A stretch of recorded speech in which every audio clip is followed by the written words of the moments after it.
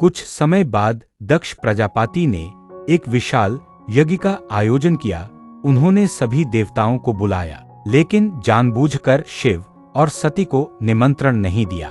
जब सती को इस यज्ञ के बारे में पता चला तो वे बिना बुलाए ही अपने पिता के घर जाने लगी। शिव जी ने उन्हें समझाया, जहां अपमान हो वहां जाना उचित नहीं, लेकिन सती ने सोचा पिता का घर है, वहां जाना मेरा अधिकार है। जब सती वहां पहुंची तो दक्ष ने सबके सामने शिव जी का अपमान किया।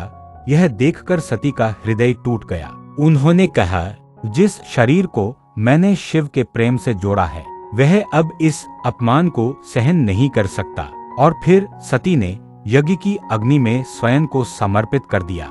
इसके आगे जो हुआ, सती और शिव के प्रेम की वो पीड़ा थी जिसे देखने की हिम्मत खुद भगवान विष्णु भी नहीं कर सके।